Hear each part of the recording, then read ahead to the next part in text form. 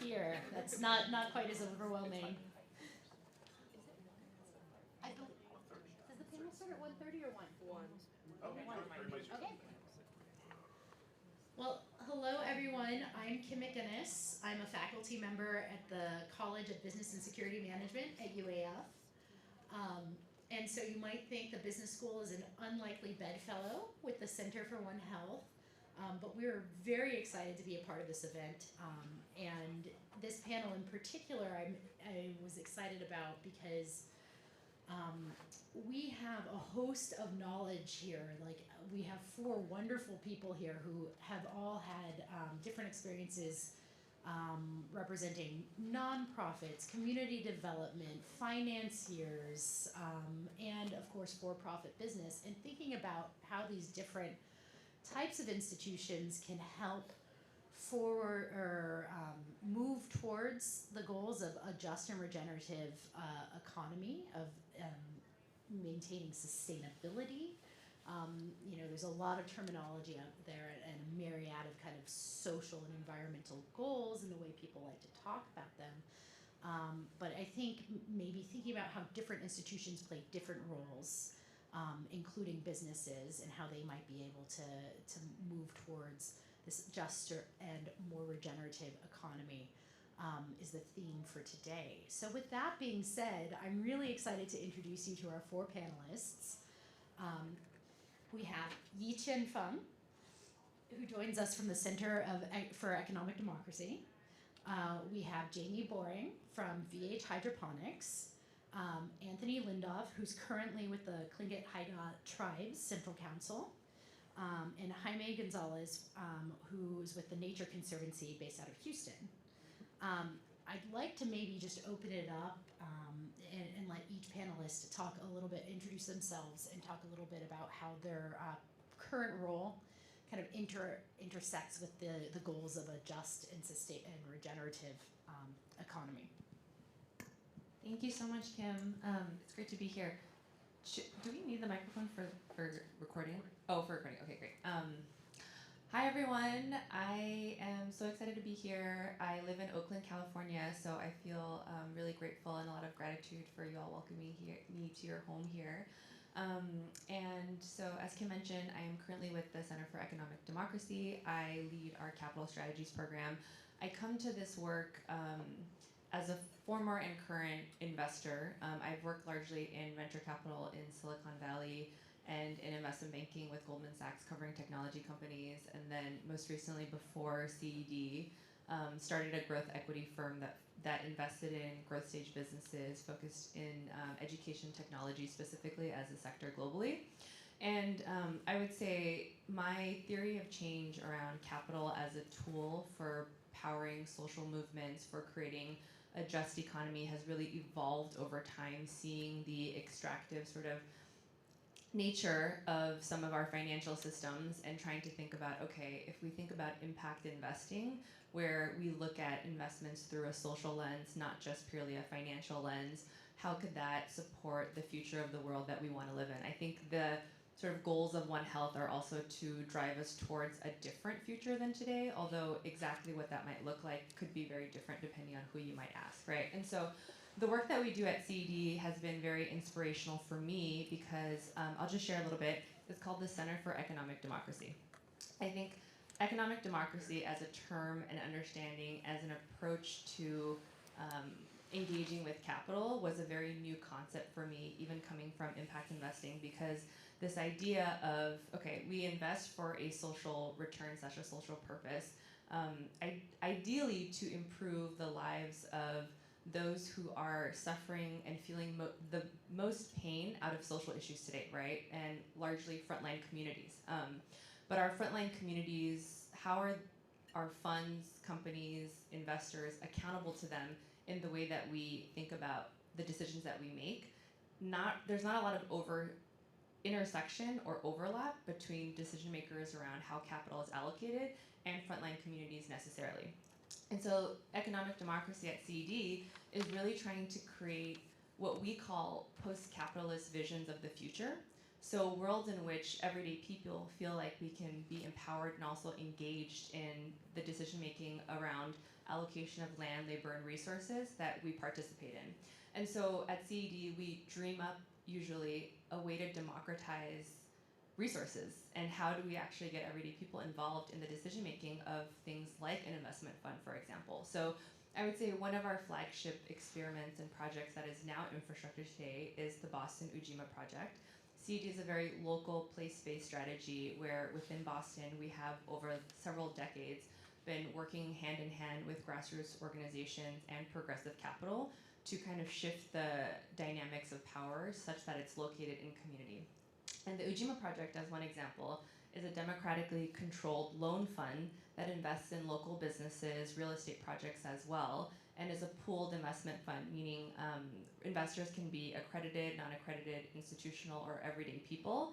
And we democratize the assembly and the decision making of what the fund invests in by going into community and running what we kind of call participatory budgeting sessions to identify the needs that people in community are excited about. So it's not so much in the more traditional fund model where I come from, where me and two other people who are seen as expert investors decide this is what we're going to invest in. Businesses that are generating 10 million of EBITDA every year, that we're looking for 3 times return for our money. But we actually go and survey community members and say, what's really important to you?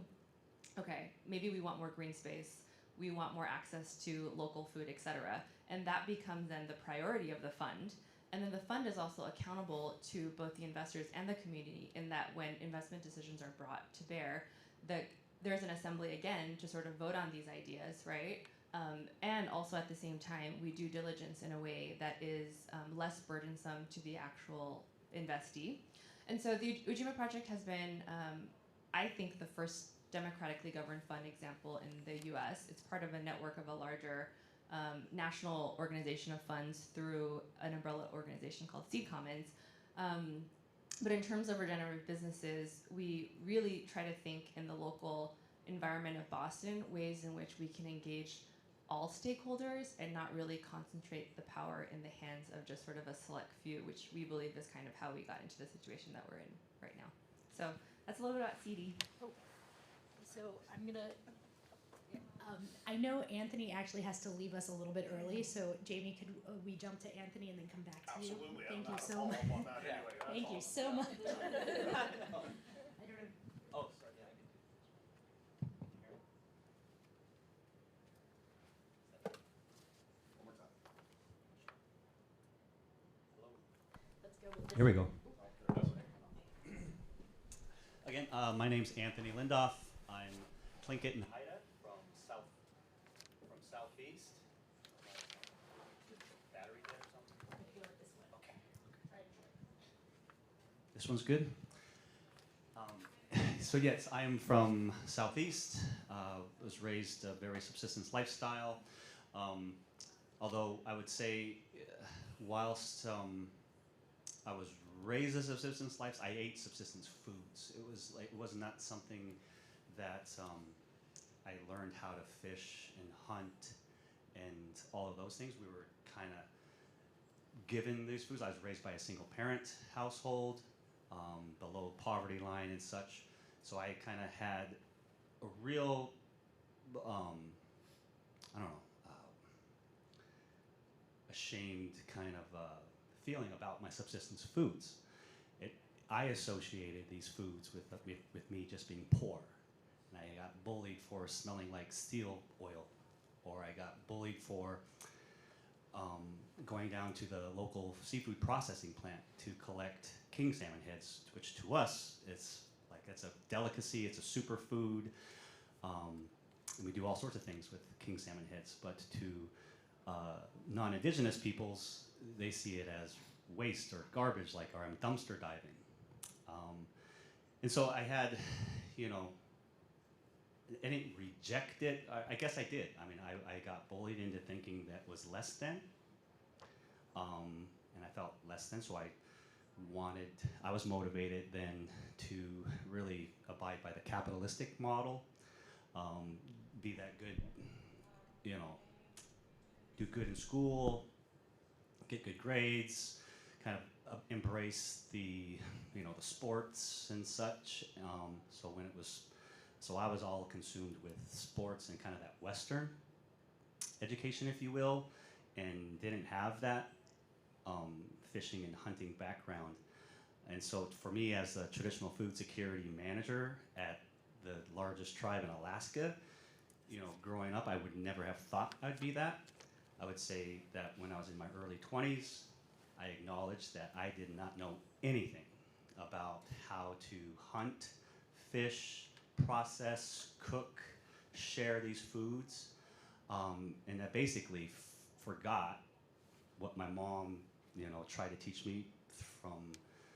It was as much as it's almost like a cliche. She'd always tell me, "Don't ever forget where you come from," right? And I thought, well, I just thought that was, you know, you start peeling back the layers about what that really truly means. I'm like, I started to get it, and then I felt ashamed because I was like, I did not know. I forgot where I came from.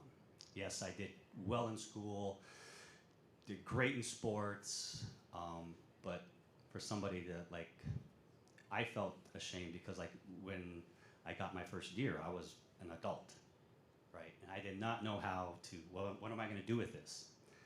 And just felt really ashamed that I had rejected that way of life and that identity, and therefore I was lost, right? I mean, I did not know north, south, east, or I didn't know who I was, and I struggled with that, and just it was like a aha moment for me when, you know, not knowing any of that stuff and wanting to make my mom proud and remember where I come from.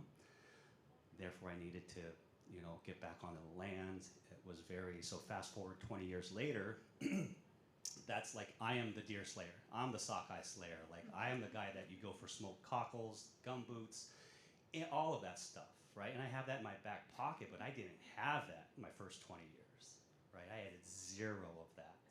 And I think that's and I'm not like that. My story is not too unlike a lot of my generation. That post-ANCSA, post-limited entry. So I can have empathy for folks that didn't have that background, that have that urge, that like, because we all do. We all want to know where we come from. We all want to know, like, and I think it's helped that with maybe the pandemic. Really heightening the food security piece of it, and knowing where your food comes from has been elevated. Therefore, it's also elevated our way of life, our traditional foods and whatnot, as that's part of our identity. And I think, therefore, you know, we have like the environment is so rich for us that we have to, you know, realize that it is such. It's not. We have so much generational trauma. We've endured so much change that we felt we weren't agents of. We were victims of change, and that's how I approach my role at Traditional Food Security. But also, I wear a hat. I'm the vice chairman of Huna Totem Corporation, which is an ANCSA corporation down in southeastern Huna. Our big flagship enterprise, if you will, is tourism. And so what I've appreciated about the ANCSA, and it has all these warts, and it hasn't done this, and it hasn't done that, but it has allowed us to tell our story too, right? Through capitalism, ventures like tourism, it was our opportunity not just to have this fiduciary responsibility to our shareholders, but we have that social. We are very unique. And even though we have that fiduciary responsibility, it's our choice anyway at Huna Totem to have our nonprofit subsidiary, which is Huna Heritage Foundation, and that's like where the cultural programming comes from. That's where we can really be innovative about the scholarship opportunities and creating opportunities that mean something to our folks that live in the villages, not what the DC politicians had in mind for us when they created ANCSA. Like, that's who you're gonna be. We're taking a different approach. Like, we can tell our own story through those capitalism ventures, because as we kick butt at, say, Huna Totem and we've got some good revenues coming in, we can then support the Huna Heritage Foundation to really do some really innovative things like with digital archiving, scholarships, cultural programming and videos, uplifting our way of life. It's very, very important to us. And also, wanted to make that connection because I'm learning, I guess, the jargon and how to like talk about environmental justice, injustice, inequities, and such. Because I'm very happy to be a part of these, and honored to be part of these discussions, because it feels like sometimes, you know, people expect you to be the authority, and I feel like an imposter sometimes. Like I don't know, like so many things, right? And people expect you to have solutions, right? And so I love to be able to have these engaging dialogues and such to challenge things and make things better, so that it's like we're a part of the solution. It's not like it's not coming from Jaime or Jamie or, you know, or myself. It's coming from everybody in this room, and I think that's so much more comforting, I guess, or inspiring. It gives us confidence as we go forward.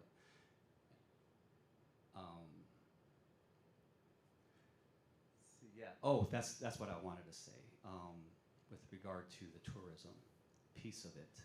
Now, we could be like another Disneyland. We could be like another Juneau, another Anchorage, right? These are these are proven models, right, of tourism and making money. To us, though, again, it was our opportunity to tell our story and to be. So we found that by us maybe distinguishing ourselves and not being the next Juno and the next Diamonds of a whomever, right? That's got no authenticity. That's not why people come to visit this great land. They want, like, yes, they want to see whales, they want to see calving glaciers, but they want to see the people from this land, right? They want to be educated. They love like anything they can touch with, you know. So us, all we had to be was like, it wasn't an aha moment. It was very strategic, but like all we have to be is ourselves, and we're world-class leaders. I mean, we won Port of the Year, and that's a global. That's very competitive. I mean, that's like, and that's not us giving us the award. That's the world giving us that award because of our authenticity, our you know, maybe, and it's a new buzzword now, regenerative businesses, and it's good because like we're not missing the mark, you know, and it's good because like we're doing that isolated in our own boardroom, talking to ourselves, and it's easy for us to communicate because all of our board members are indigenous. They're all, you know, so it's easy for us to have that conversation. When it gets difficult is when I'm in that boardroom with my peers, my people, and but that's like 5%, or or in a conference like this, 95% of the other time I'm not, and I'm the lone indigenous person in that room making these decisions, right? And so how can I better effectively communicate to those that don't share my worldview, to appreciate and acknowledge that it's not like we have to do better than just checking the box, right? And thank you for your cute tech, your cute indigenous knowledge and stuff, but so that's kind of where I like to. Well, that's great, Anthony. And I'm gonna go back to what might be nowhere. So I'm going to give Jamie and Jaime a chance to introduce themselves, but then I already am chomping at the bit to ask a question here because, you know, Anthony brought up a good point around communication and some of the words we use when we're talking about sustainability, just and regenerative, the concept of One Health, and we're oftentimes coming from different disciplinary backgrounds, coming from different institutional backgrounds. How do we come up with a common language and communicate with one another effectively to affect change? But let me let you introduce.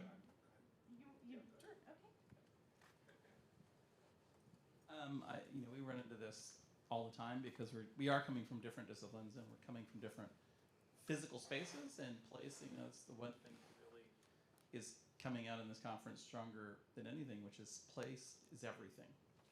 And what that place is and what it's been about, it determines so many things. I think in terms of the terminology that we use, it can be slippery and it can also be politicized very easily. And it can also be misleading. So, you know, I was having a conversation with somebody earlier about the term solution and how that's really, if you think about it, as an ecologist, I'm like, there's no solution. There's no one time you do it and it's fixed and then you don't ever have to look at it again. So even the term solution seems, there's a finality to it that seems inaccurate. A lot of this work is like tending a garden. If you don't tend it, it stops producing, right? So it really is, we need to have language that's maybe a little bit more accurate to the condition of a world that's based on entropy, right? So we just need to have these terms that, and we also just need to, in the cities network that I work in TNC, we talk about working with grace and velocity. So I think one of the things, as you're throwing around these terms and different things, I think that grace part is so important because words have meaning, but they also can be dividing points. And so just knowing that whoever is sitting across the table is probably trying to figure you out, trying to understand your value system. They're not trying to get into a fight over diction, right? So just having that grace, explaining acronyms and explaining concepts and having that patience. Thank you. I'm Jamie Boring, and I am the Vice President for VH Hydroponics. Very happy to be here today, and we might be the only for-profit company here, which is not lost on us because we consider ourselves partners. And when we look at the One Health strategy and the idea of how we feed people and livestock in a better way, a more efficient way, we see ourselves as being a global leader with the pillars of manufacturing here locally in Alaska. We focus a lot of energy on education around food production, hydroponics. We focus a lot of energy on a wellness strategy and workforce development. So very happy to be here, having this common language. We can partner with anybody. Indigenous foods, subsistence foods, westernized farming and ag. It's all us and another program, or another program with support from hydroponics, as we see ourselves becoming part of this polar nations and working together and make sure that we're feeding people in a better way. So very happy to be here. The language that we use is all about accountability. How do we find out what the solutions are for a community when we're asked into a community, as far as how do they see their success, what is their success, and then how do we partner with them to collaborate on that success. And those are things that we talk about on a daily basis. And as far as being regenerative, we grow fresh leafy greens. So we do it in a way that consumes 95% less water, massive production. We can ship them all around the state of Alaska. We can ship them to Greenland, anywhere in the world. And we can train farmers, whether they have multiple years of farming background or just learning today, on how to feed their people with nutrient-dense, fresh-picked, fresh harvested leafy greens and herbs. So very happy to be here. Thank you. I wonder, would you like a chance to introduce yourself? Yeah, I went straight to the question, so sorry about that. That's a great answer, though. Yeah, I first of all, thank you for having all of us here on this land. Those of us who are not from this place, it means a lot. So I am an ecologist, communicator, network weaver, and environmental educator located in Houston, Texas. And so living in Houston means that you have to balance many, many things. We're the largest unzoned city in the nation, where my county produces more carbon dioxide than any county in the country. So it's really a tale of two cities. It's a place of huge economic potential, and if it were its own economy, it would be the 22nd largest economy in the world, my county. So it's a huge economic driver, and yet what has happened is there are many frontline communities that suffer from hugely increased chances of getting cancer. One neighborhood, kids have a 6 times higher leukemia rate than average. We have people who have died because of climate changed enhanced storms. The National Weather Service had to recolor the map for precipitation because of Hurricane Harvey, a once in a 30,000 year storm in 2017. So we're both the beneficiaries of that fossil fuel economy and one of the big victims, you know. And so the Nature Conservancy kind of prides itself on working on what we call the radical center. We work with EJ groups, we work with industry, we work with a lot of different people, and my job with TNC is to help communities and work on the side of communities to rebuild their nature where they live so that they can have all the mental, spiritual, cultural benefits of nature, and academic as well. Be better protected for climate change, actually have the chance of having the awe of seeing a butterfly so nature equity is very important. And also taking care of those indigenous species that have been there for tens of thousands of years. So in terms of this panel, in terms of business and how I interact with business, we've had corporate sponsorship. We work with businesses on various things throughout the world, carbon markets and blue carbon markets, and you name it. We work, TNC works with a lot of corporate entities. From where I sit within my work, though, I'm really looking at it from 2 dimensions. One is, as we rebuild greenery into neighborhoods, because this is an unzoned city, developers kind of rule the roost. They have all the power, and they've had all the power since the founding of the city. If we put too much nature in too quickly, it will be an attractor for the types of investment that sometimes causes green gentrification. So we can unfortunately spark off conditions that hurt the community that we hoped to help. And I take that very seriously, and there are no silver bullets, and nobody really knows how to not do that properly.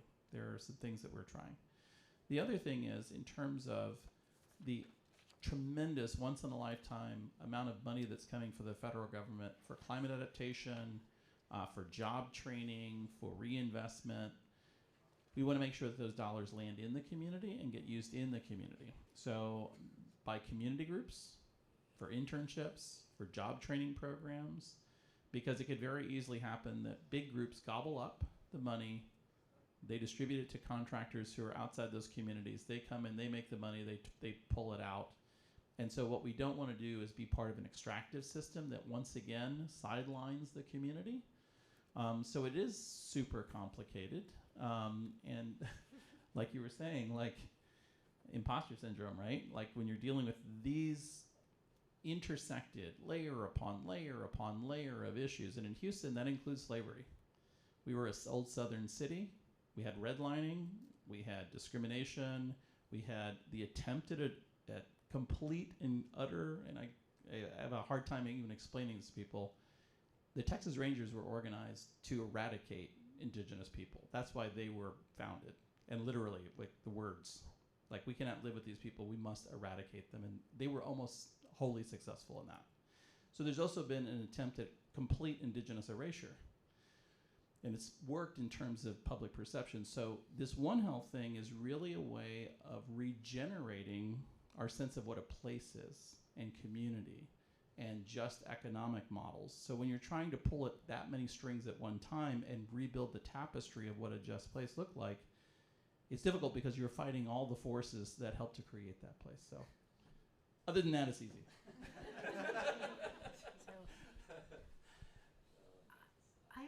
I'm interested because when you take a holistic mindset to defining, perhaps not arriving at a solution, but defining success or understanding success, how do you know you've arrived, or do you never arrive? Like, how do you go about making sure you're moving actively towards a goal, if that's the sense of it. And I'm also really pumped to have someone with an ecological background here, because it's just a different way of thinking about things than I normally get to hear about. So I'm excited to hear your response too. But I guess the question is, when you're taking a holistic approach to performance or success, how do you measure success?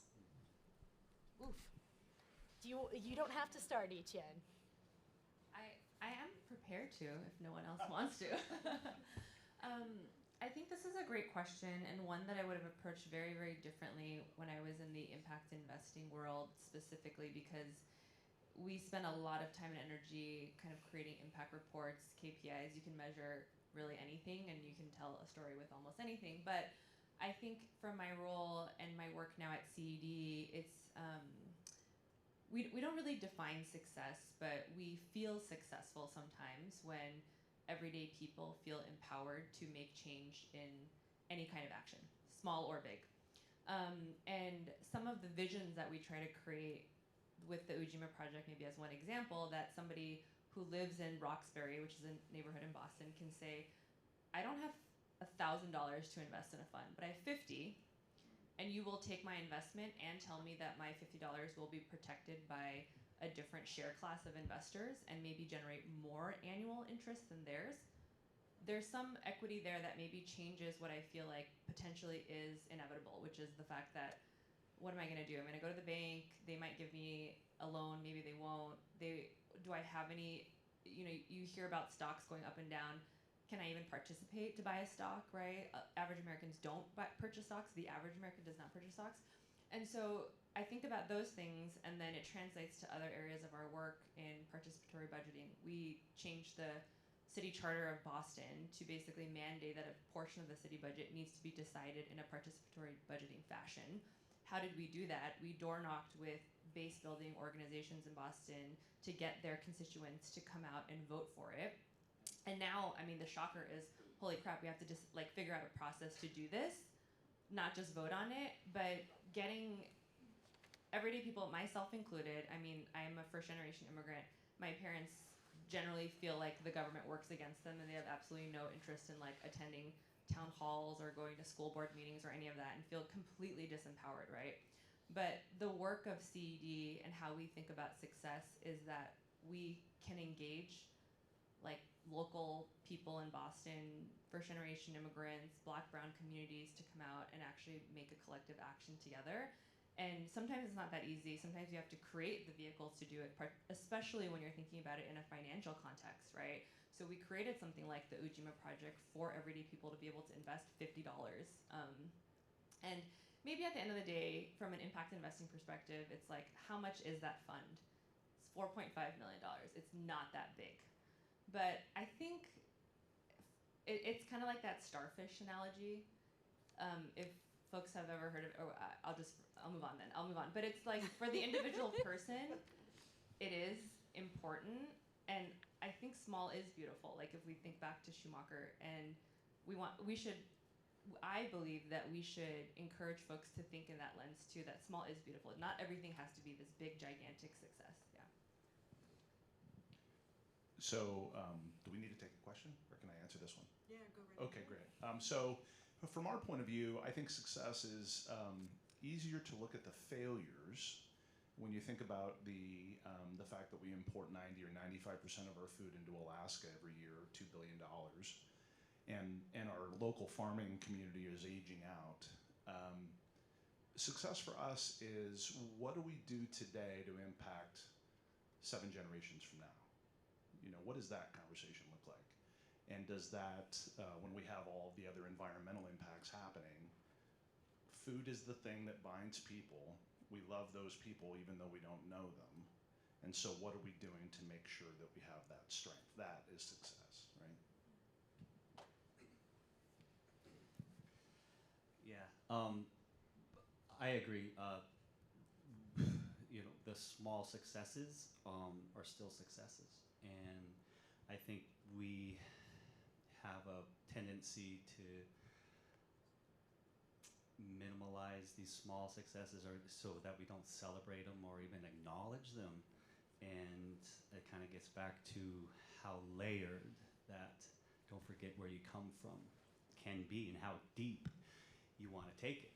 Because if you kind of, because we're all our own worst critics, we all feel like we're not making any progress. But then if you stop, right, look back to where you came from, where you started, you could feel like, all right, we are making progress, right? And if you don't celebrate those small successes, it's much more difficult to keep that energy going, keep that positivity going. And I bring that up because, you know, this one health, one future is like, it's pretty big, you know.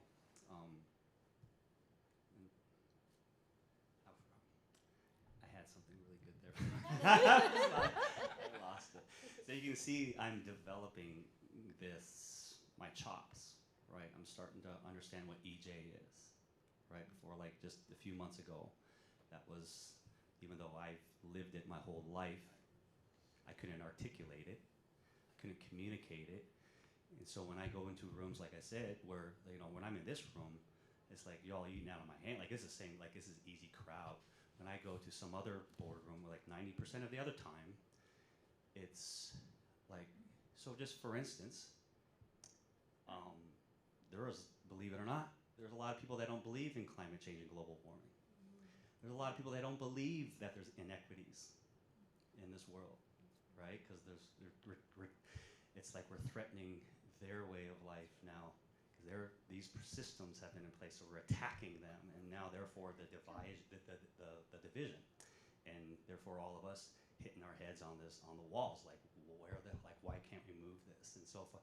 So this is important discussion and dialogue, because I might not know it when I'm communicating, but I'm basically politicizing, even if I don't want to, right? And so now I'm trying to convince people that climate change does exist, right? That there is inequities. They're like, well, maybe I don't need to talk about that, because that's politics, right? I'm not going to get somebody to come over to so how can I communicate?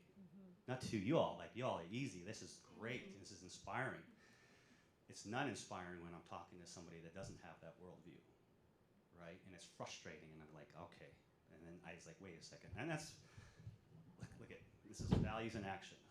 Because I know I have gaps in my communication and what have you. I bought this book, The Art of Science Communication.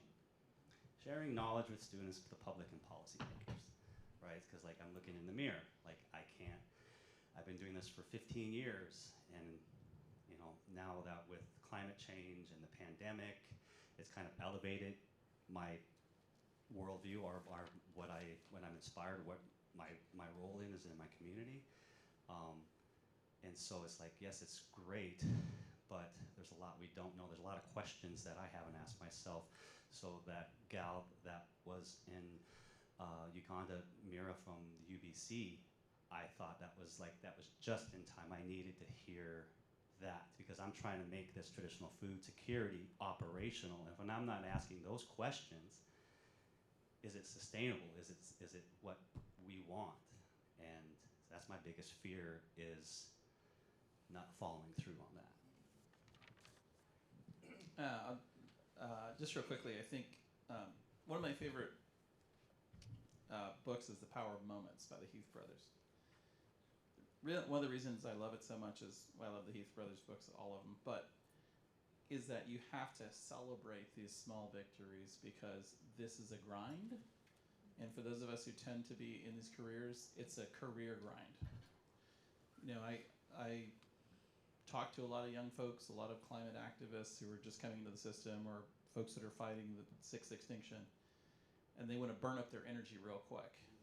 And I said, that's not how you're going to be sustainable. This is not how you can serve yourself or your family or the community best. Celebrate your small successes. Don't carry all that weight by yourself. You can't solve it all. So for me, success looks like the community member that goes and talks to city council and the mayor about making change when they didn't even know they had a voice, right? Success to me looks like a school child who can't afford to go to a state park and they can see caterpillars in a garden on their campus. They're not forced to leave. To me, working on a school campus, I'll talk about this tomorrow morning, doing an ecological restoration where there was just dirt and then going out there 3 months later and seeing a falcon hunting, that's success, right? So I take those small things because we carry a lot of weight, and there's a theory and conservationists that we're all in some stage of grief all the time because we're losing places and things that we love all the time. And so there's sometimes a misunderstanding that a lot of conservationists, it's fun because you're spending out time and you love these places, and that's half true. The other half is every conservationist you know has lost things that are important to them. And so when you mix that with climate injustice, redlining, economic injustice, it can be very heavy. So I think success to me looks like carrying that weight during the week and then going and recharging your own batteries so you can help other people, and making sure that you don't get caught up in the Western philanthropic complex. And what I mean by that is those of us not in business are always saying like, oh, those quarterly profits, those businesses, they're so bad, and they're so short-sighted and everything. But the philanthropies that fund all this great work also want you to change a community in 1 to 3 years. Even though that community has been there for many, many generations, they want you to how are you going to change the whole thing in 3 years?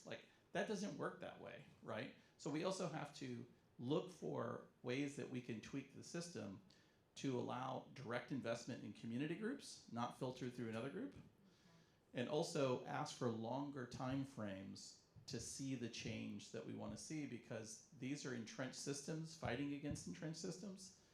So we have to get a longer viewpoint in terms of finance. And I said earlier, something about developers.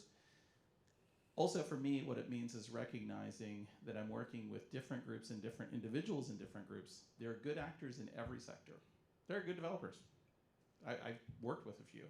There are good people in the energy industry. There are good people everywhere, but finding where those people are, that's the trick. So not shutting yourself off to entire sectors, I think for me is also successful because you're keeping an open mind. I have to go. Can I just ask one question of Anthony, not to answer, because I don't know that there's an answer, because it's a super hard question, and so, but he can think about it, and he can be like, I gotta go, I'll think about it and get back to you. Of course. So, I do a lot of work in rural Alaska, and I think all this conversation is great, but I am in Selawik, and I am in those, and economic development, and I guess the doing good by doing well, sustainable, just, and regenerative is great, but I'm in communities where it's extraction-based only, that hunters are coming in and affecting the caribou. So I guess when I hear this and I think about this, and then the connotations about the for-profit, and what is respectful economic development with Alaska Natives, because partnerships are different. It's not Western partnerships and everything, and so I appreciate the Caterpillar, but I have kids who are trying to survive. Sure. And so I think that a bigger question, which I appreciate our ANC. There's such a place and for shareholders and the opportunities that they give shareholders, but I also, the amount that's getting to the front lines, when you look at the portfolios and the investment that's actually happening regionally versus in the lower 48. And so this is a really big question that you might not have the answer for, but it's a hard question, and I think people aren't approaching it because it's hard and we might fail first. So anyway. So I know, Anthony, you have to catch a flight. I'm thinking if I can restate your question, it's when you have these big competing goals, you're working in a community that's you're being funded by extractive industries. How do you bite the hand that feeds you? It's more of how do we create economic development in a responsible way, cultural way. Okay. And with that, so it's very specific of in learning and being able to approach that to whatever culture you're in the whole circumpolar. So Thank you, Anthony. thank you. Thank you. Yeah. So how do you create? What's the model of economic development in a community that's culturally responsive? Well, yeah, and just open. The open to their definitions and moving forward in that. So, yeah, I might turn this question over to our panel now, in a slightly different format here, which is how do you include people in the process of setting your goals for we just talked about that success might just be small things, right? But when you think about what's the future state, you talk about what do you want to leave 7 generations from now. How do you make that an inclusive process? I hate to pick on Yi-Chen because she's right here next to me, but so maybe I'll turn it over to Jaime first and then go this direction so I'm not picking on Yi-Chen every single time. But how do you make it an inclusive process of setting those big, hairy goals? Is this one working? Okay. I will say a couple things. One is you really do have to bring people in from the beginning. The way that I learned how to do this work is you come up with some ideas that is important to you and or your institution, your own objectives and metrics, and then you go to a community and you ask for volunteers, like they can afford that, and then you do it. You do what you were going to do anyway. You're just looking for the rubber stamp. So what we did with a community planning, One Health plan that we did with a community, is we involved people from the beginning, and we paid them for their participation, which is very important. I believe in paid internships and paid not paid volunteerism, but literally, like, if you're going to use somebody's knowledge, if they're community experts, pay them. So some people, I don't have money, I just got to, build it into the grant next time, so you pay people. And then you have to just really have to listen to them. So I'm going to go back to the caterpillar point. I hear this a lot, which is like people can barely put food on the table. And the communities I work in, same thing, food insecurity, housing insecurity. I will just say guard against this. I have heard lots of philanthropists who I work with who are well-meaning who said, like, don't worry about nature and don't worry about art. We got to fix all their problems before then.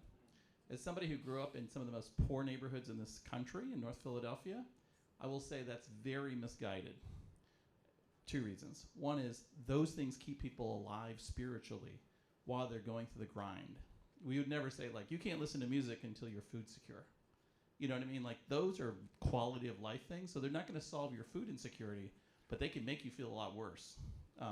So just guard against, like, what I would say is just like go for those integrative solutions where you're not having to make this Sophie's choice between those two. The second thing is in terms of, I would think that, we're going to be planting a lot of trees in one of the neighborhoods it's the hottest neighborhood in Houston.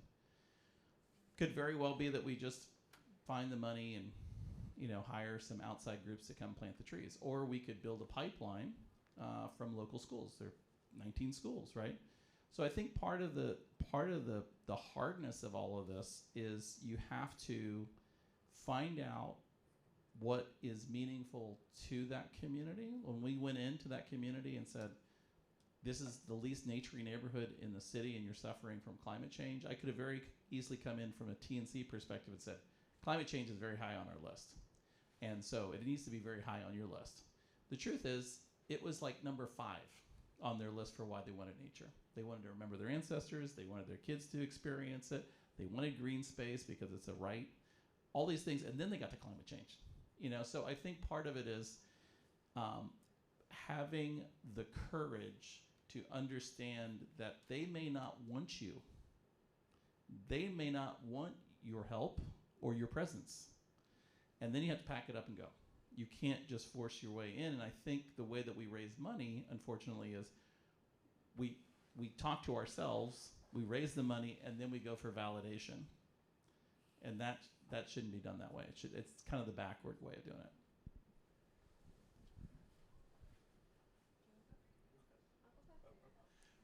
So I believe in our industry, the farming, we're so many generations away from the farm, and in the 70s and 80s, we killed a lot of what we would consider small family farms across the nation for lots of reasons. And then we attempted to solve the problem by having massive farming ship nutrient low, calorically high food around the world at a huge expense. And so the idea of rebuilding and communicating in meetings like these about One Health is, spiritual, environmental, art, music, culture, food, people, livestock, germs, earthworms, and being able to really turn that in and make every facet of that somehow economically viable. So how do we make the idea of people not being sick a moneymaker without them going to a hospital, right? I mean, so that's the question. And from our point of view, the idea is when we put our systems into a community, it creates jobs. When when a farmer sells to their local grocery store fresh greens, which you didn't get growing up in Philadelphia. I just visited there last year, and the bodegas, if they didn't have fresh greens, you didn't eat them. No. But now we have created a farmer who's creating jobs, who's empowered to work in their community. And so for us, it's yes and. What can you do in this community and add value-added economic development through hydroponics? And so that's what we're passionate about. I think that was the question, right? I think you answered it. I think the question is, how do you, not to put words in your, not to give you this phrase, but like, how do you kind of co-create those objectives? How do you involve the community? Yeah. How do you make it an inclusive process? Yes. And I imagine it is a little bit different coming from a for-profit perspective Yes. than it is coming from a nonprofit perspective. Yes. And each end, because you are all about economic democracy and including people. I'd love to hear how you approach this. This is sort of like one of the nuts to crack, in that when incentives are so not aligned, but we still live in a market economy, like how do we create not the solution, but a alignment of interests such that it actually is an outcome that the community wants. And what was your name? Jen. Okay, so Jen, when you shared your question, Yes. one of the or your just general like lived experience, right, with us. Thank you for that. An example that I thought that came to my mind is actually a really relevant like yearning from where you're coming from. Is we at CED are in the process of creating something we're calling the Movement Finance Forum. Jargon. I don't really even know what it means. It's just a working name. But the idea is there have been things that we have started to see in East Boston, which is a largely low-income working class community in Boston, where there are different themes of issues. Food security might be one, access to nature, or just like affordable housing is one that we're dealing with a lot in Boston. And there are two things that really can't coexist: community stabilization and speculative real estate. Literally, those two things cannot work together. You will not be able to create a business that like is a silver bullet that solves it and is venture backed and becomes a unicorn and everybody makes money. Like those things just cannot exist. And we need to stop thinking in frameworks where like there's a world in which something like that exists and we're waiting for the venture capitalists to fund it, right? So like that framework just needs to end. But at the same time, there's a grassroots organization we've been in working relationship with for many years. It started in the 50s, grounded in the eco-feminist movement, but is now largely a tenant rights organizing group in Boston called City Life Vida Urbana. And in 07, 08, during the financial crisis, when a lot of homes were being foreclosed, one of their main strategies was really getting like people to stand in front of houses that are going to be foreclosed and to stop people from coming in to like evict families. Like literally that was like a bodies to the front kind of strategy, while at the same time in the background the organization went to go negotiate with the banks that held the mortgages to like lower their interest rates and or like just let people buy the homes at a much like cheaper purchase price, and then also raise money to help people do that. But to Jaime's point, that strategy really gets exhausting over like 5 years of just like stopping evictions, and then you have to start to think about like, well, what is sort of a systemic response to this? We can't just have people stopping evictions nonstop, right? And through research, like conferences like this, of sharing ideas, of like thinking about other models, like we have to take homes off the speculative real estate market. But how do we do that in mass? How do we do that in a way that we've seen historically? In Boston, this has actually happened before, and the alternative that was created is a legal structure of a community land trust. It's not anything I really knew anything about before I joined CED. Never really thought about it. In my mind, living in Oakland and San Francisco, I was just like, okay, I need to make enough money to buy a house. Like that's like the one solution, right? Like I have that. And then you learn about things like a community land trust that live and are owned in a trust, which can have a purpose that is like not just to make money for shareholders. The founder of Patagonia did this recently with his shares, so that's something that I think everyone here can look into as one alternative example. But so in East Boston, there was a portfolio of 114 apartments that were then taken and put into a community land trust and essentially taken off the speculative real estate market. This deal was structured as some philanthropic dollars, but also equity investment from investors where it could be paid back in a structured exit over the next 7 to 10, 15 years, however it was structured. It was led by this nonprofit tenant rights organizing group that represents the interests of the frontline communities, which is, can we just have more affordable housing? And then as a coalition, we then went to agitate the city of Boston to structurally invest more in community land trusts. So a portion of the city budget now goes towards investing into land trusts. So it's kind of this octopus of a thing where you're like, well, this is one of the major crises in Boston right now affecting low-income neighborhoods are just like, how can we live here essentially and not get priced out? What are some of the innovative structures that are happening around, and how do we not just fund them for this one portfolio, but create structural solutions from a citywide or statewide level to continue to invest in something like this? So that's just one example. And I think it, fortunately and unfortunately, requires a lot of organizing and a lot of relationship building that happens 10 years ago, right? To have the trust to know that, hey, CED, will you be involved in this campaign and have our backs and go talk to all the wealthy donors that you have relationships with? Okay, because we know you and we've been in coalition with you for many, many years, yeah. I have a question for Sorry. Hi, thank you. I'm Carrie Shaver. My background's in health administration. I'm now faculty at New Mexico State University, which is about 40 miles north of El Paso and Juarez, just to give you my context. Jamie, I wanted to ask you about return on investment and how you're changing the bottom line to include things like environmental justice and impact to the environment when you're talking hydroponics. Like, how are you communicating these successes in a monetized, tangible way for outside audiences? So sometimes I feel like I'm standing on top of a radar tower screaming that out, because I think that some of the nice, wonderful things that I'm hearing today are about injustice and about money making it to the street and not being gobbled up by middle entities that are, the unintended consequences of people who are investing. Sometimes the money doesn't always make it where it needs to go. But to answer your question specifically,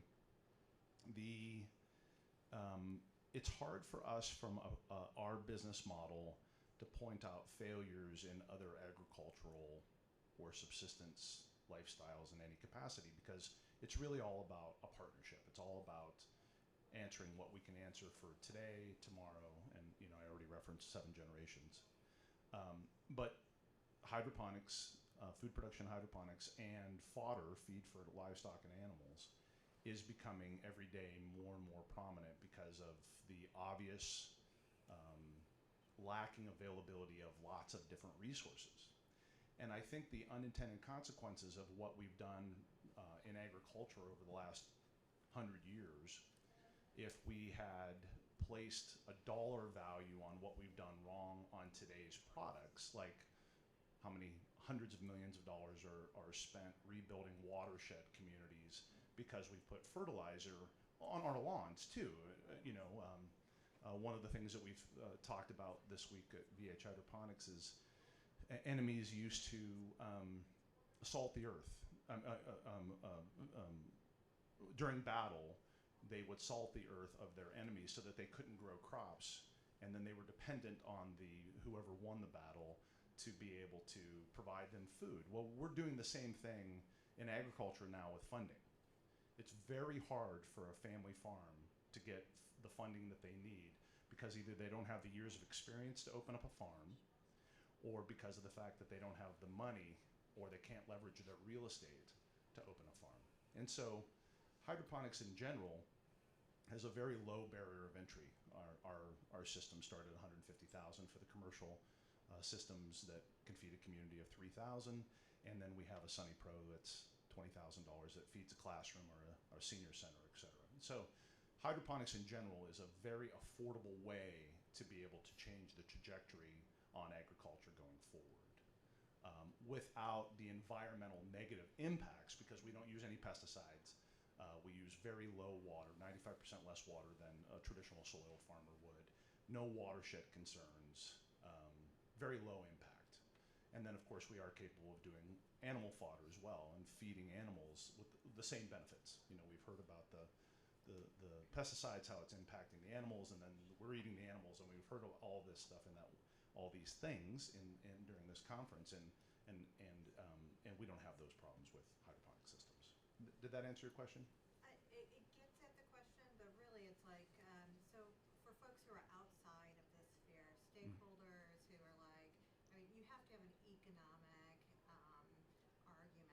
So are you making tangible, so in the health industry, for Sure. example, you have to, in order to be a nonprofit hospital, you have to provide the feds in the state with your community benefit. Mm-hmm. Like, we were able to receive funds from CMS, Medicare and Medicaid, because, and we've kept our profit margins within this range, and the community benefit we provide and make tangible is this. I'm just wondering if you have anything comparable where you're talking return on investment and presenting your work in a way that is more accessible to people who are outside of the concerns of environmental justice or social justice. We are not experts in that language. We have spoken well about the individual farmer's ability to generate profit. We've spoken well about the individual's farmer's ability to economically drive or employ people and the environmental impacts that related to that. But as far as doing a circumpolar study on how that would really impact globally, we haven't done that, but we would love to partner with somebody who's interested in doing that, because I think that there's a lot of anecdotal and real information out there now about the impacts of this type of agriculture that we can move forward. We're just not going to move folks if we can't speak their language and convince them that it's an economic benefit. Great straight, points. And they don't care. Yeah. Do not care about social or environmental impact. I would hate to say you're right, but you probably are. Yeah. I certainly don't want to monopolize the mic, and if there's other questions from the audience, please let me know. But I did want to maybe parlay that into a question about education, because all of you have mentioned to some extent how you educate different stakeholders, and it's hard to say, like, they don't care. Who's they? Like, which stakeholders are we talking about? Who are we trying to convince? So I guess, what role does education play in your business model, in your line of work? How do you educate industry partners and donors? And you're working with lots of different stakeholders as well, and how do you educate each stakeholder group in a way that makes sense to them? So Jamie, since you're already holding the mic, I'm going to throw this to you first. So education is one of our pillars. We're very passionate about it. And there was a census done in 2017 for Alaska, and round numbers, there was 1,500 farmers in the state of Alaska at the time, and 40% of those farmers were over the age of 65. And 10% were under the age of 35. So we're very passionate about the idea that if we really want to change the trajectory on the idea of farming in Alaska in any way, not just through hydroponics, that we need to make sure that we start at the pre-K. And so we've developed a program where we're actively putting these Sunny Pro XL systems into any pre-K or elementary school, senior centers as well, so that kids can see a seed germinate, something grow, and then eat it and taste it. So education, I don't know how it started, but I suspect that probably most Americans don't know where their food comes from these days, unless they're lucky enough to have had a grandfather or grandmother or a multi-generational experience where they were part of a farming industry. So I would say education's paramount for us. It's economically a driver for our company, and we're very passionate about that. Sure. I'm going to start by admitting that I think, Jen, I apologize if it seemed to be that I was minimizing your concern. Being food insecure is like, it's hard to think about anything else.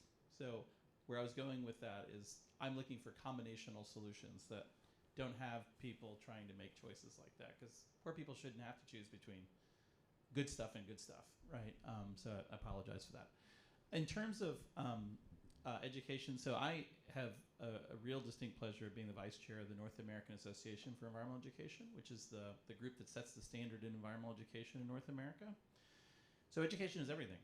And it's a continuous process, just like there's no final solution to any of these things. Knowledge systems can be lost. Indigenous knowledge systems can be lost. Traditional knowledge systems can be lost. Our sense of place can be lost. So it is something that is tended by the keepers and passed on and passed on and passed on.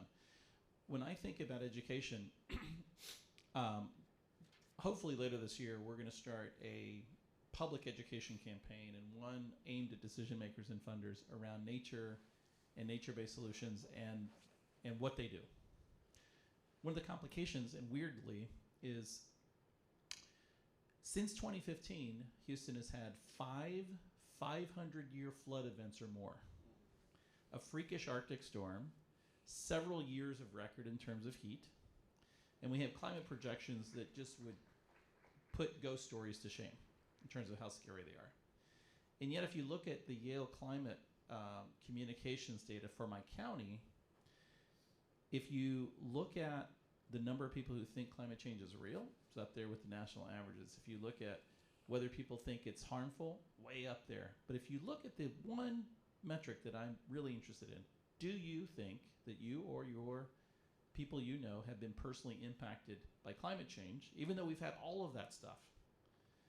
51%.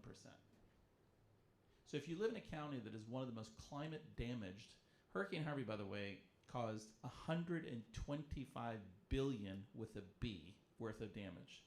We had over 100,000 structures flooded. We had people die. We've had climate refugees created in areas of the city because they didn't flood, but they don't have much money, so speculative developers have come and snatched up that money and gotten it to the hands of other people who have more money. So even though we have all of that, still people just they're not perceiving the change that is shifting. And so education has to be front and center. What I tell people is, if we're going to make a more sustainable, just community, educators are the last mile of action.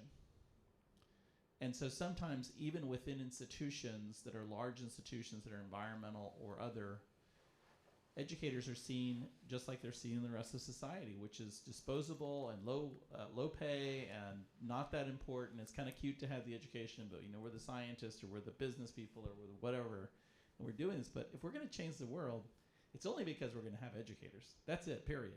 If we take the educators out, there's no chance that the scientists will save this world. Zero, right?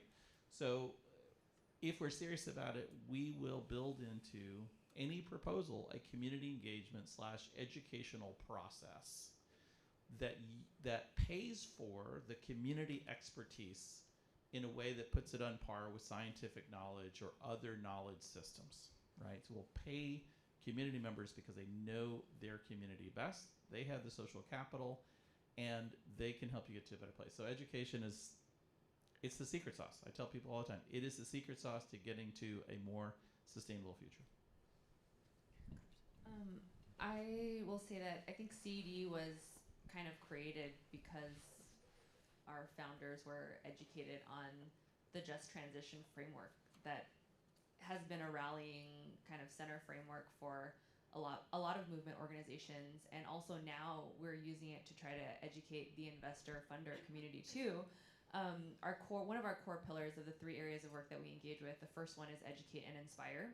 And education basically permeates every aspect of our work. So I do a lot of work educating philanthropy, impact investing, mainstream capital, all of that. We run learning cohorts for people to be together to kind of learn from each other, get really progressive folks in there with some like conservative folks and bring everybody along.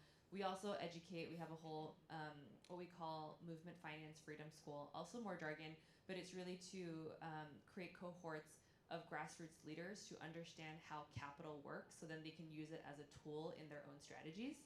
And we've worked with United for Bristol Bay, I think in Alaska and some other local organizations too, to get movement folks more familiar with like finance terms, right? And so we are an intermediary, and I think as an intermediary we should be doing our job, which is like trying to educate all stakeholders to kind of get closer and closer to common language. And then we do a lot of popular education with people too. So like this concept of participatory budgeting, we ran a ton of workshops in community to get people to kind of think about, what is this bill that you're voting on? What is participatory budgeting? Does it exist in other places? Oh my gosh, Brazil, there's all these successful cases all over the world. And to try to translate something that could be like a concept in a gilded cage to make it just a lot more accessible. And I think it's a fundamental pillar of a functioning democracy, which is why it's so important to us. Good. Can I add just one thing real quickly? And I think this is really important. I'm not there to save the blue Texans or the red Texans or the purple Texans. I'm there to help work and co-create something better with all Texans. And here's where I'm going with that. A lot of times people come to me and they'll either say, well, I'm not going to work with that side of the aisle because they're against everything that I want, and they're going to foreclose, they foreclose an entire like half of the population. That's a losing strategy in my mind. It's also not very egalitarian. It's not inclusive. Like we talk about being inclusive. Well, being inclusive is messy. It's super messy. But I also, sometimes people come to me and say like, I need that other side to believe what I believe. And I always tell people, there's zero way of you ever accomplishing that. Unless you can unlock a value system that is already in that person and has been in that person probably their entire life, you're not going to get them to work in an action where you're going. And every person has some value set or something that aligns with what you want to do. Now, they're probably not calling it the same thing. They may not be using the same lexicon or the same words, so words matter. But if you can find ways of using education to meet people where they are and figure out what their value system is, live in that. And it's hard. Listen, it's like sometimes I get called all sorts of names by both the environmental justice folks sometimes and by the super conservative folks because I'm in the middle, right? I focus on the value systems. What do you value about family, about place, about culture, about economics? What do you value? And finding that middle ground is difficult, but I think it's the only way that we're going to get there. I'm not trying to relive Barack Obama's 2008 speech. There's Purple America. I'm just saying there's no way we can get to a workable, functioning world where half the population is on the bench. That can't happen. So we had a question from the audience, and I might ask if you're not too shy, if you want to come up and ask it directly, because it was about land use, land into trust, balancing accessible housing. But I think maybe you could put it better in your own words. I'm not shy. I just liked your reframing earlier, and I was like, oh, you can make this succinct. I'm Stacy, and I've spoken with some of you about this other component. We're talking about business and food access and the wildlife, and housing was touched on. And I keep thinking about like what makes a functional community, and we need education, we need places to work, but we also need places to live, and so ways that regenerative business can help us get to that. And does that factor in your work? Mentioning like land and trust, like, well, who owns it? Is it run by a small business that's part of that, or how does that kind of functional stuff work? Okay. Oh, we're giving the heavy hitting questions to Jennifer. So I think that the key to any vibrant community is a plan and a strategy that has been bought off and supported by the community that plan works for. And in those community plans, there's a very specific ask about having housing for the working poor, the extremely wealthy, what the businesses are that are supported there, the access to parks and entertainment, the flavor of the community, how the traffic is controlled. And I think that most communities in the country have probably not done a proper plan. If they have done a plan, it really didn't have the voice of everybody in the community. I think that also includes where their food comes from. And I think that that's probably hugely lacking. And I hope that those days are done, because there's enough science to support the fact that if you have a mixture, I know that when I was in Atlanta one year, there was a condo developer who was selling condos, large development. And part of their plan was that enough of the condos were available for rent to support the people who worked in the neighborhood. And it created a super rich environment because those people were part of the community too. It wasn't just the wealthy or just the working poor. So I think that model of success is very prominent. I think that people are seeing it work. I think real estate investors are seeing it work. And I know that the business owners in the community need access to people that can work in those businesses. And I think that creates a very dynamic place. So first, I think Stacy was interested in understanding just how does a community land trust work, and maybe Etienne, you could take that one. Yeah. First of all, I will caveat that I am not an expert in community land trusts, but I have a lot of resources that I can share with you because it's not rocket science. I think we could all just spend like 5 minutes on the website and read some diagrams and understand it. But in the East Boston example, the land trust is held in what is called a purpose trust, right? And a trust is really just a legal entity that can own a lot of different things. You could have a personal trust. This is a trust that has a purpose, and the purpose is to, I don't remember the technical two-sentence of it, but it really is to create affordable housing for East Boston, like residents, for example. That's the purpose of the trust. And then who is an owner in the trust? Well, the trust itself owns all of the property, right? And so the trust doesn't really have owners, but it does have like a board of directors that are basically, in a personal trust, sort of an executor of like, how am I making sure that the trust is actually operating into perpetuity in the purpose that it was designed to operate for. So this board within the East Boston context is made up of neighborhood members, and they can be elected by the neighborhood committees. So I think they have a couple of root organizations and nonprofits that are kind of designated with finding these members. And I would imagine City Life is one of them, as they were part of that initial deal, with a couple of other neighborhood organizations, plus a local community development organization. So the land trust as a model is one that is gaining a lot of popularity amongst communities as an alternative to the speculative real estate market. And there is actually a larger fund that is being raised right now by the group that supported us, called Trust Neighborhoods, that is trying to create a funding vehicle to support a lot of these local land trusts to actually get converted into a land trust. So in terms of infrastructure, so like small flowers that now are like, okay, maybe that'll work in different communities, we might need more institutional capital to support it. Then there's questions that will come out when you have investors. They'll always ask, what's the exit for my money? Like, how am I gonna get my money back, right? If it's not a grant. So it can get complicated, but I think there's some more sort of financial engineering that can kind of come in around like, well, the investors in the East Neighborhood Land Trust, for example, do have a target return after several years because, I mean, it's still real estate, right? It's affordable, but you're still generating income through rent. So it's not a complete sort of charitable project. People are actually paying rent.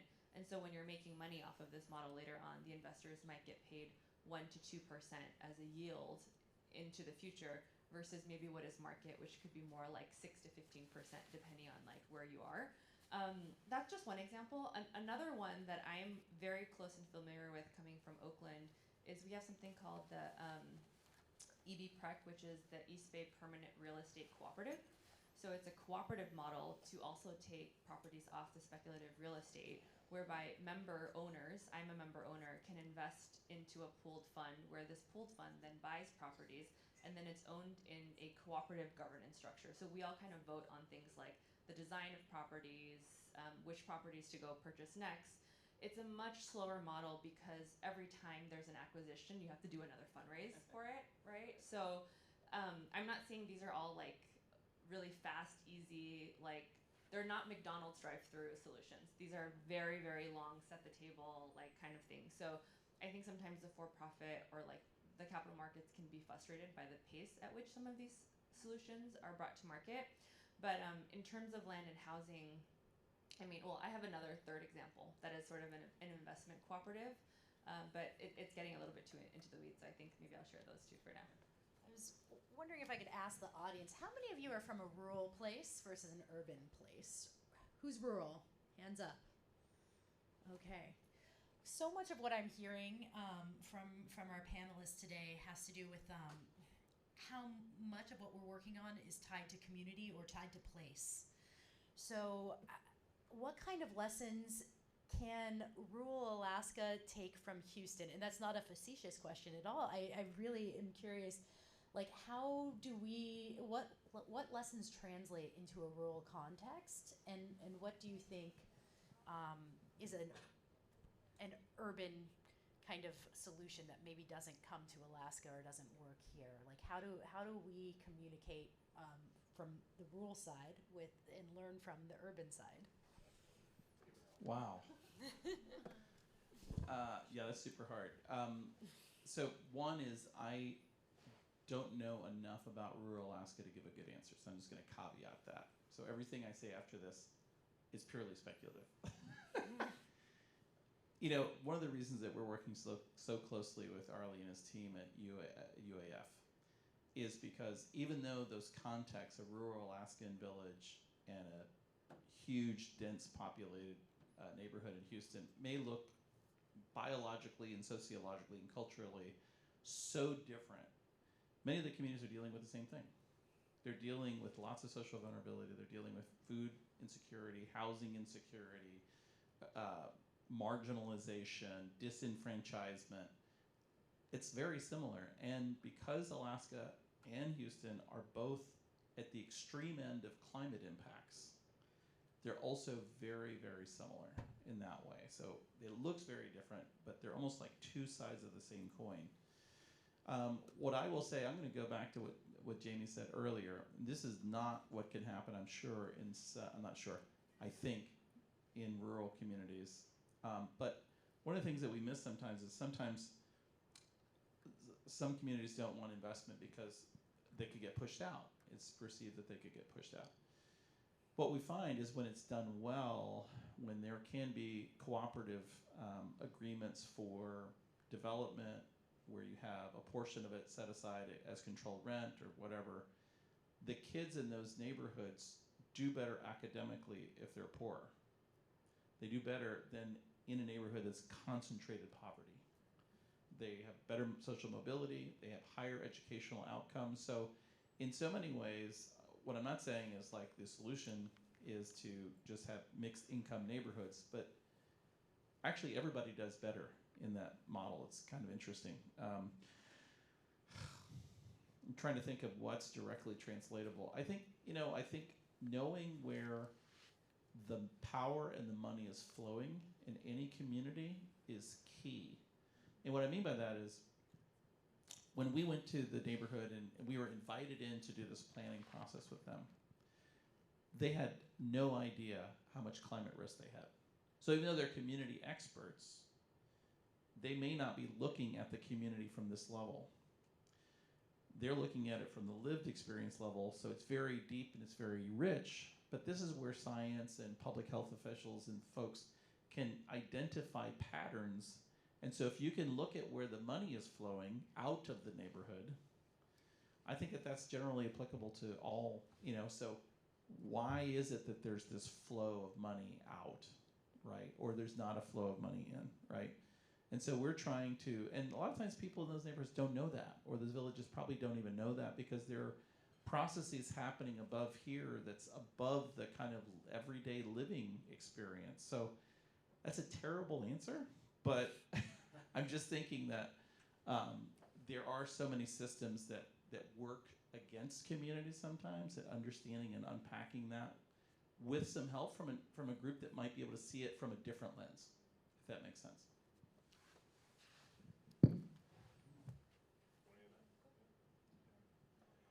So I think the answer is for a lot of Alaskans, we have been given direction from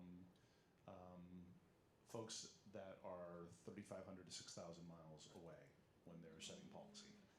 And I think that because we have been an extraction-based state for so long, we have not necessarily had a for-profit mentality in our communities.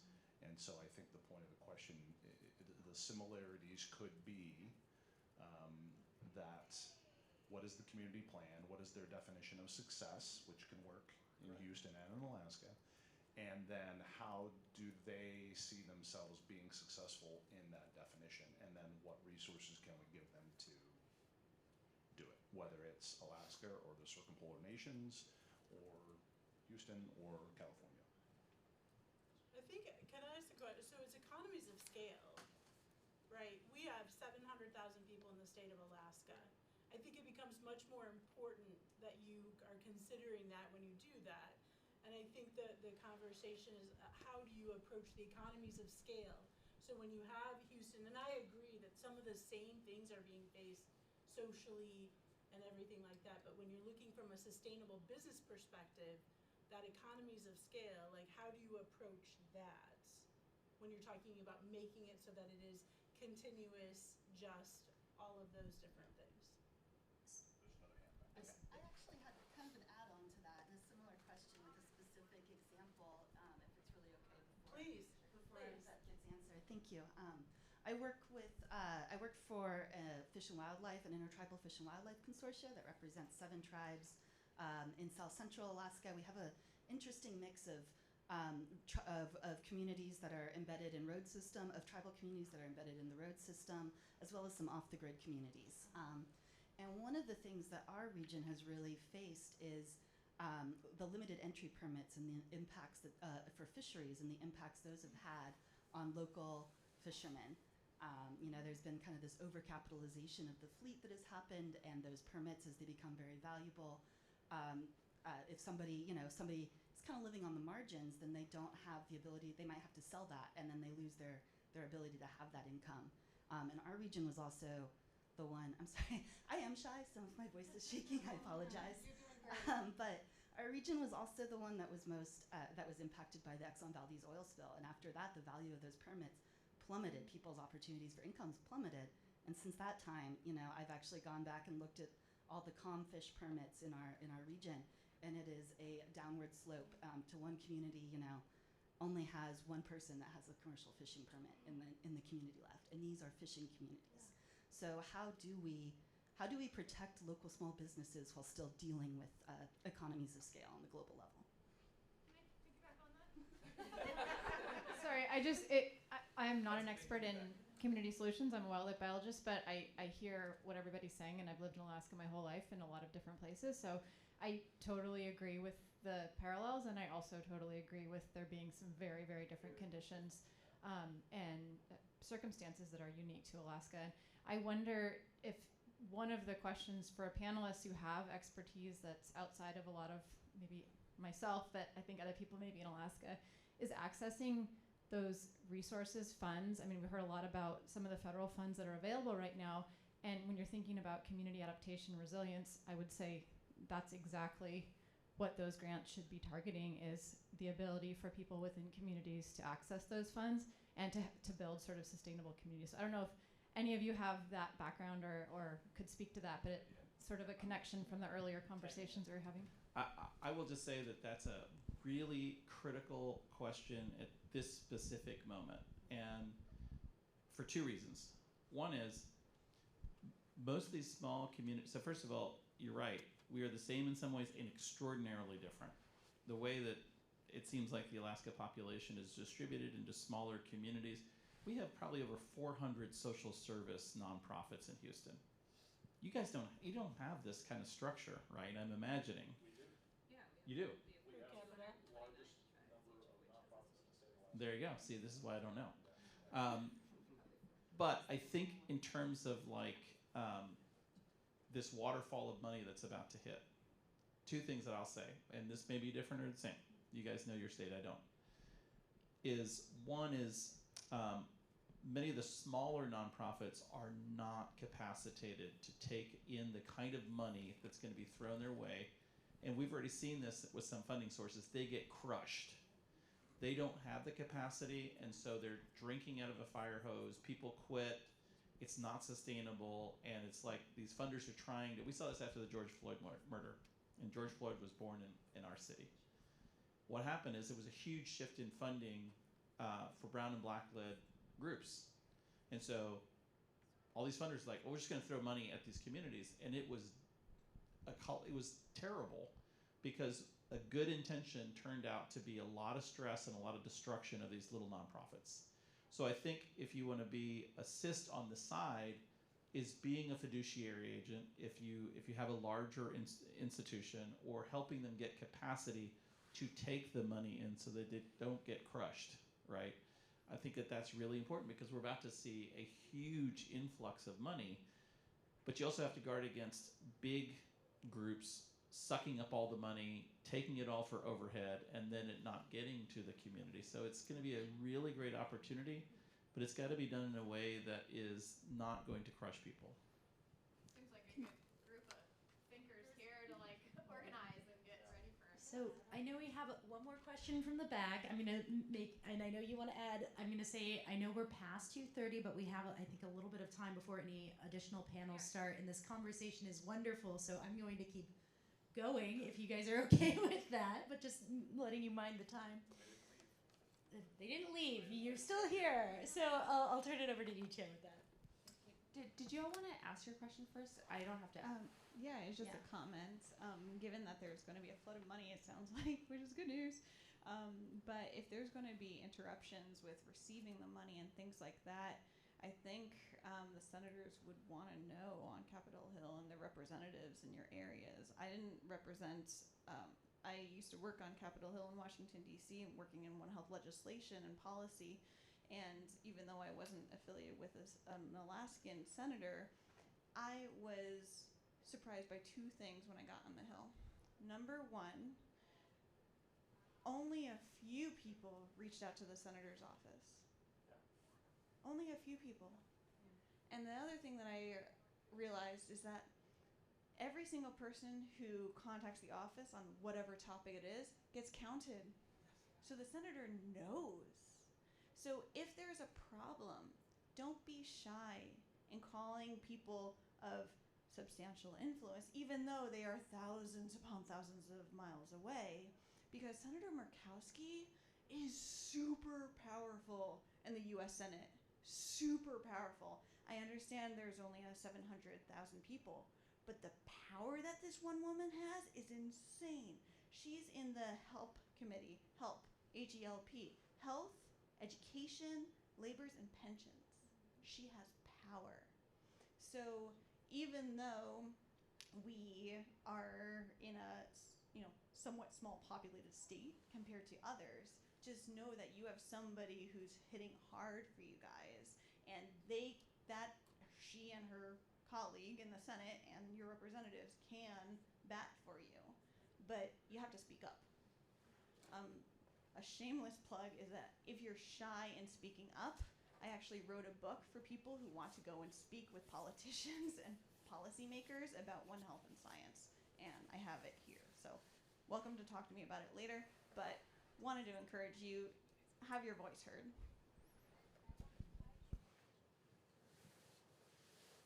Are there any other questions? I was going to just kind of talk a little bit about the funding ecosystem and sort of what we've done. And my experience with cultivating sort of funders on that side. So two things, just really quickly, absolutely snaps to policy influence. That's something that is like core to our work at CED. In fact, our Coalition for Worker Ownership recently won an initiative to establish an office within Massachusetts government that is specifically for employee ownership. So ask for the infrastructure that you want and need. But I will say to the comment in the back around just like funding priorities, how to make sure it doesn't stop, etc. The way that we at CED started cultivating some of this progressive capital, like I want to say 8 or 9 years ago, to start funding things that were very much in line with grassroots priorities and looking for frontline communities for leadership to say, this is what we want, like let's get funders in line to listen to what frontline communities want, is we created something called the Solidarity Economy Initiative. I can also share resources online about this, but basically we got together 10 really long-standing, influential grassroots organizations in Boston to kind of come together to learn more about this thing called the solidarity economy and the principles around it, right? And then we had progressive funders who saw the light around the insights that would come from this space and basically say that they would throw down money for these groups to kind of decide in a participatory way how they want to use their funds to ideate on certain projects. So the projects that came out of this cohort over 8 years were, one, education about community land trusts, which then 8 years later created this whole East Boston Neighborhood Initiative. 2, around cooperative businesses, because they didn't want to continue to just create businesses that were concentration of capital getting the profits, right?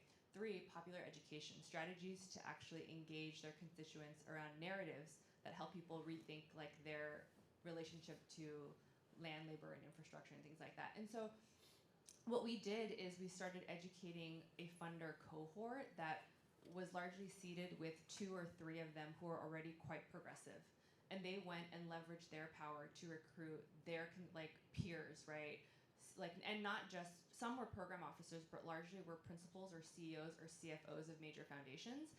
And I could imagine within the ecosystem in Alaska, there are probably at least 10 to 20 very progressive funders who kind of want to do this. Maybe they're not together yet, but I think looking at surveying their grant portfolio, maybe there's ways to kind of think about organizing from a community organizing strategy to organize the funders to listen to this crew of grassroots community organizations that they've been funding for years, but have them sort of take the conversation in a different way. And so we've leveraged learning circles to kind of advance these initiatives that we've had in terms of trying to get power into the hands of community. And I'd be more than happy to share about this. It's still a program that's running today. It's in its 8th year at CED.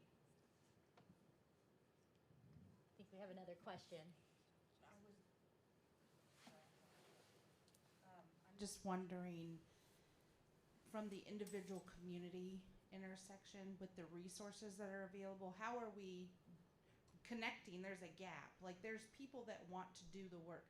Food security people want to do the work, but it's out of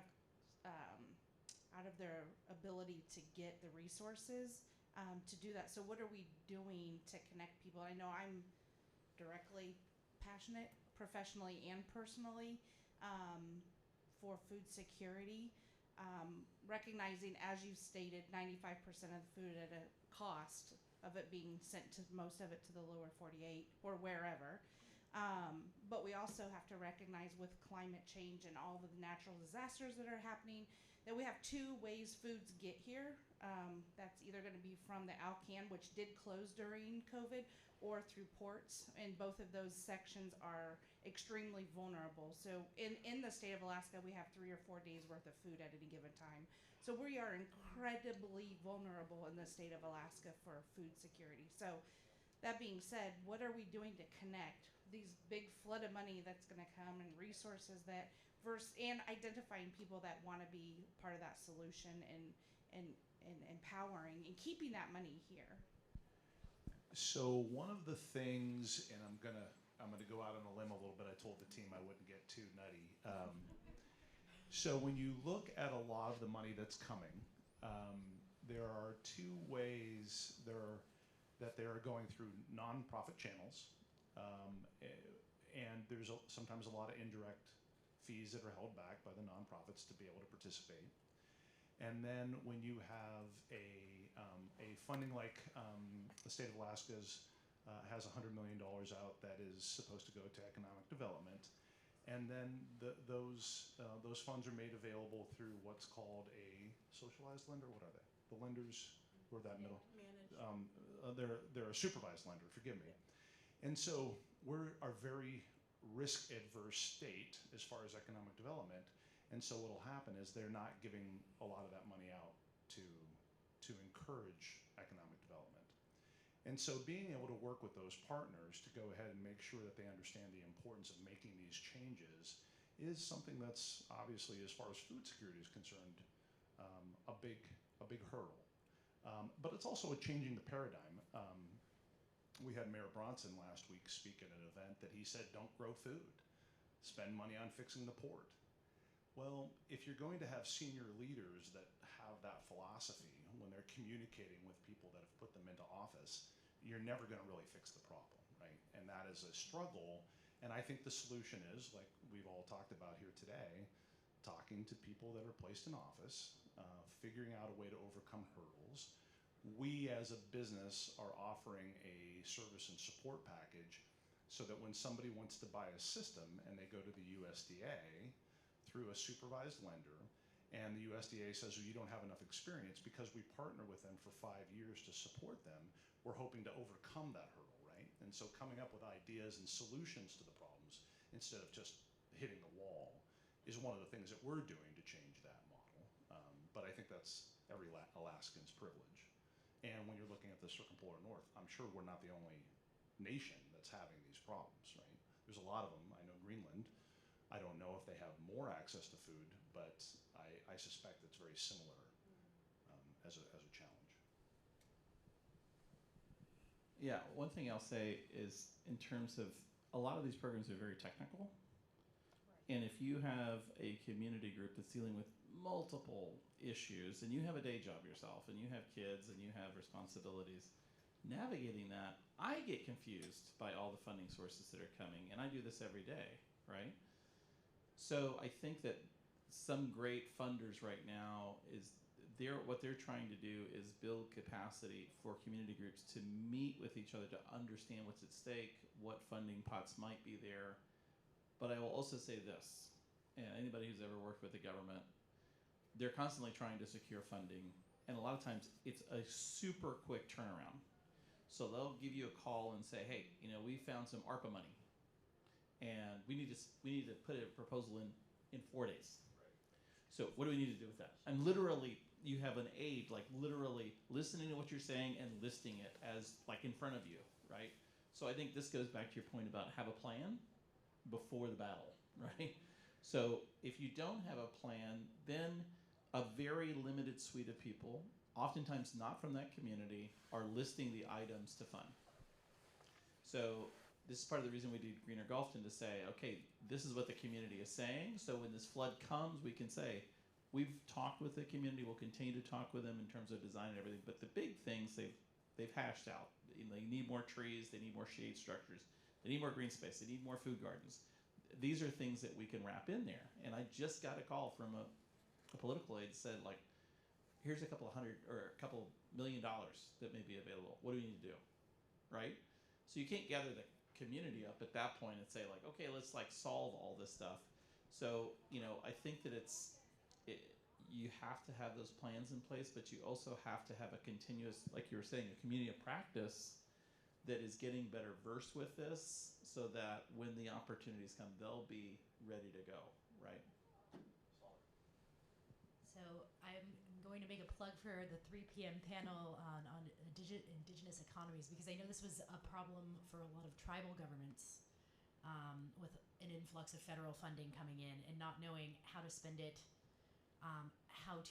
according to the rules, etc., and the lack of capacity, and understanding the technical aspects of some of these government grant programs made the funding almost inaccessible, because there is this pot of money that we didn't have many people, tribes didn't have the expertise in-house to figure out how to spend it properly. And it's not just tribes, it's a lot of different entities here in Alaska, and I'm sure elsewhere. But knowing that I think the next set of panels get started in less than 10 minutes. So with that, I really do want to thank all of our panelists here for this really engrossing conversation. Thank you, Yi-Chen. Thank you, Jamie. Thank you, Jaime. And I'm sorry that Anthony couldn't stay for the entire panel. But also very much thank you to our audience for all the captivating questions.